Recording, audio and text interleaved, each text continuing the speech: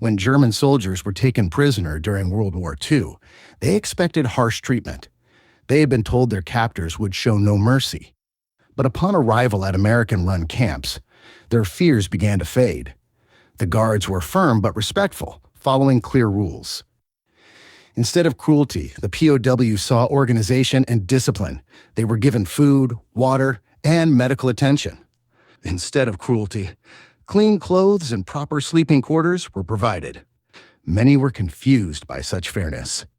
Slowly, the idea of America as an enemy started to feel less certain. It was the beginning of a surprising experience. Some even received letters and Red Cross parcels, reminding them they were still seen as human beings, not just enemies. The atmosphere in many camps encouraged calm rather than fear, with rules that applied equally to all. For many German POWs, this unexpected decency was the first step toward questioning everything they'd been told about the Allies. Inside the camps, life was structured and calm. Barracks stood in neat rows under watchful yet courteous guards. Meals were served on time, and the food was nourishing. Medical care was available for anyone who fell ill. Work assignments were organized fairly and paid in camp tokens. Prisoners could use these tokens to buy small comforts. The Geneva Convention rules were followed closely. Over time, prisoners began to feel a sense of order and safety. The camps felt more like controlled communities than punishment. Respect replaced fear in many hearts. Some POWs even started gardening or crafting to pass the time. Educational classes and language lessons were introduced in some camps. Slowly, a quiet sense of dignity returned to men who had expected only humiliation. One day, a new surprise arrived in the camp canteen: Coca-Cola. The German prisoners had heard about it, but never tried it before.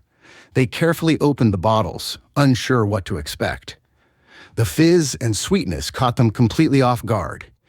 It was unlike anything they had tasted during wartime. Some laughed, others smiled in disbelief. The drink quickly became a favorite topic of conversation. It was a small symbol of the modern world they had never known. Even in captivity, it made them feel a spark of curiosity. A simple bottle had bridged two different worlds. Many POWs began collecting the empty glass bottles as souvenirs. They associated the drink with moments of peace and normalcy. For a brief moment, the bitterness of war was replaced by the sweetness of something entirely human. Not long after, the POWs were introduced to another surprise: ice cream. On warm afternoons, American staff served scoops of vanilla and chocolate. The prisoners found it almost unbelievable that such food existed in a war zone. Many had never eaten ice cream before in their lives. The cold sweetness felt comforting and peaceful. It reminded them of a world beyond the battlefield. Guards and prisoners alike shared quiet smiles over the treat. For a few moments, the war felt far away. The camp turned into a place of unexpected calm. Humanity had found a way to appear in an unlikely place. That simple dessert became a memory they carried long after the war ended. German propaganda had described Americans as careless and unkind. But the POWs began seeing something entirely different. The discipline and fairness of the camp challenged their old beliefs. Every respectful interaction made them question what they had been told. They noticed how rules were applied equally to everyone. No one was mistreated or humiliated. The camp became a quiet lesson in fairness and dignity. Many prisoners started to think more independently. They began to realize how understanding could exist even between enemies. Their views of the world slowly began to change. Some even began learning English to better communicate with the guards. Friendships, though cautious, began to form through shared conversations and work. The walls of suspicion that once divided them started to slowly fade away. The POWs were allowed to write censored letters to their families in Germany. They wrote about their daily lives and the food they received. Without breaking rules, they hinted at their surprise and relief. Families back home could sense the difference in tone. These letters carried quiet messages of safety and respect. They showed that life in American camps was humane and organized. Even small details, like mentioning a drink or dessert, told a bigger story. The letters became small connections of truth between two worlds. Through them, hope traveled across the ocean. Words had replaced fear with understanding. Some families found comfort knowing their sons were treated with dignity. These letters often contrasted sharply with the grim reports from the Eastern Front. Over time, they helped reshape how many Germans viewed their supposed enemies. Many POWs were assigned to work outside the camps, especially on farms. They helped harvest crops, repair fences, or handle tools. The work was paid with tokens they could use in camp stores. Farmers were often surprised by how hardworking and polite the men were. Over time, a quiet friendship grew between guards, prisoners, and civilians. Shared labor built mutual respect and small moments of trust. The POWs learned more about American daily life. In turn, locals saw that their enemies were simply people far from home. These shared experiences softened the divide of war. Work had become a bridge to understanding. Some POWs were even invited to share home-cooked meals after long workdays. Children in rural towns grew curious and unafraid of the foreign soldiers. For many, those farm days became memories of peace in the middle of global conflict. Despite captivity, creativity flourished in many camps. POWs formed music groups, painted murals, and built small theaters. Some even crafted model ships or handmade furniture. American guards often attended performances or exhibitions. The arts became a shared space for both sides to appreciate talent. Music, laughter, and craftsmanship brought life to otherwise quiet evenings. The camp slowly turned into cultural microcosms.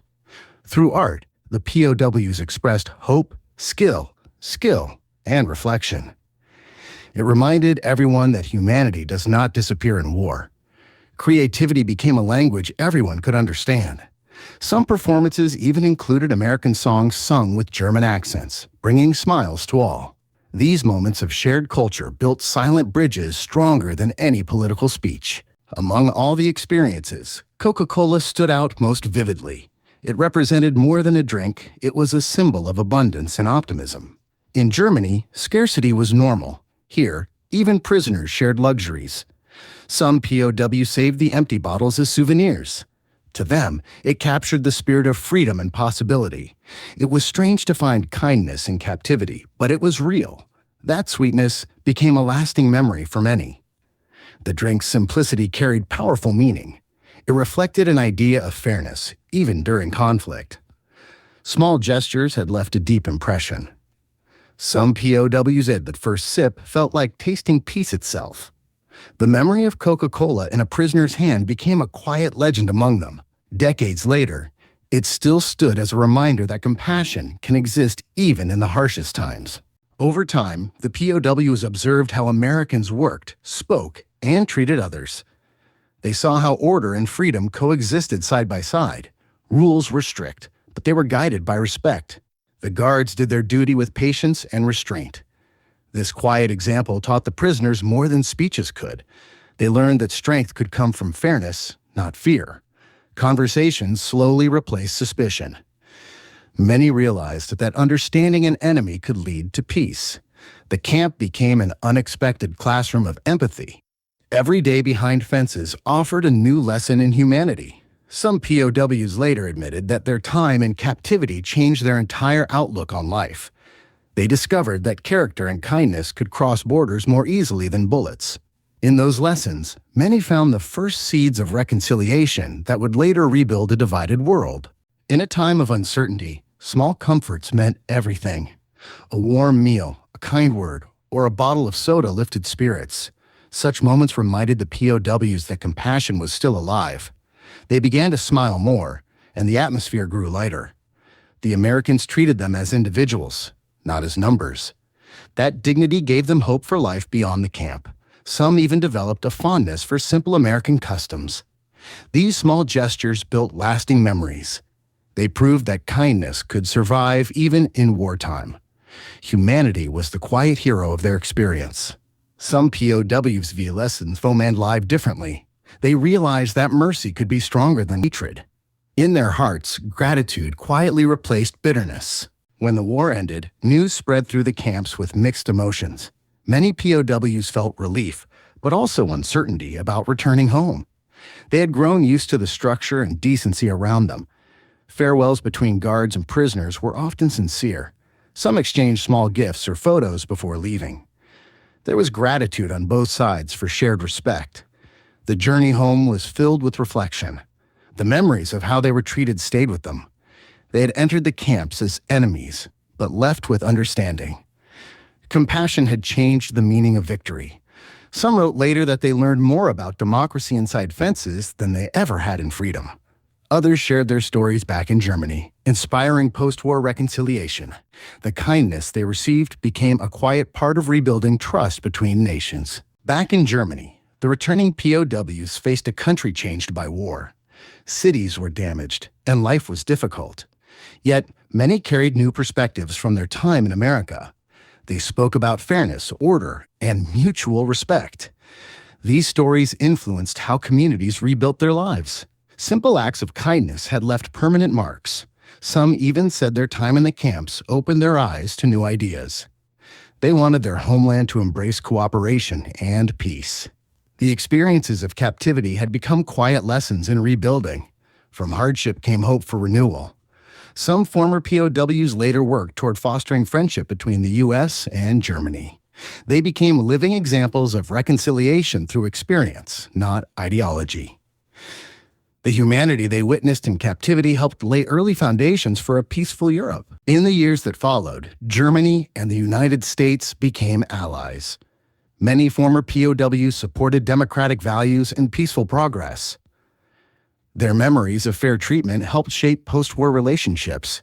Historians later noted that these camps became examples of moral strength. They showed that empathy could build bridges after conflict. The idea of respect had turned former enemies into partners. The lessons learned behind fences inspired a new era of understanding. This transformation proved that humanity can heal divisions. In the end, compassion had done what conflict could not. It created lasting peace.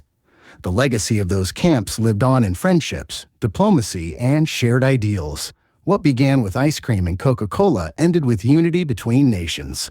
Today, the story of POWs tasting Coca-Cola and ice cream seems extraordinary, but it reminds us that kindness can exist even in dark times. Those simple experiences showed that respect has quiet power.